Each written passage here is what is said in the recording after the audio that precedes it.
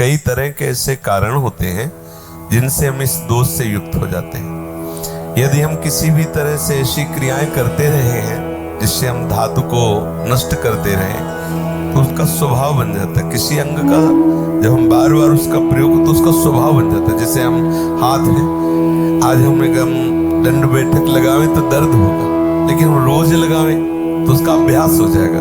तो अब उसका अभ्यास बन गया धातु छीण करने का। अब आप ना भी कोई चेष्टा करें तो भी वो छीण हो जाएगी, उसका अभ्यास बन गया।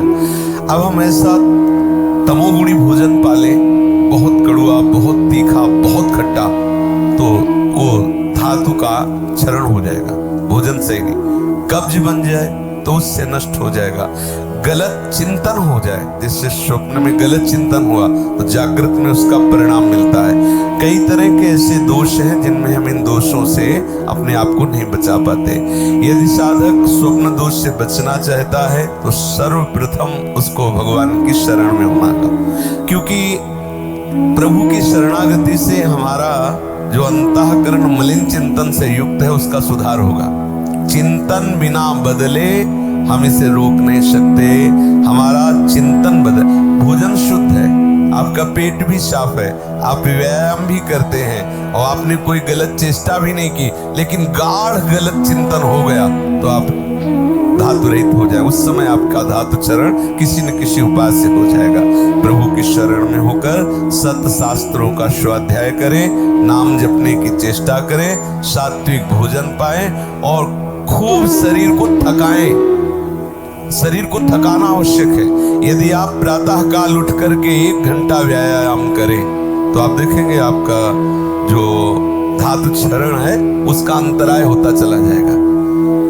महीने में 2 बार, फिर 1 महीने में 1 बार, फिर धीरे धीरे कई महीने में, ऐसे अंतराय बढ़ता चला जाएगा। अपने पास ऐसे भी लोग आए हैं जो 24 घंटे में 7 बार धातु का क्षरण करते हैं। हालत ये हो गई, ना आंख में चश्मा काम कर रहा है, ना भोजन पचाने के लिए आंख काम कर रही है, हर तरह से वो नष्ट होते चले जा रहे। अब ये खिलवाड़ यदि जीवन में करोगे, फिर इसके बाद आप कोई उपाय ढूंढोगे तो क्या उपाय रहेगा?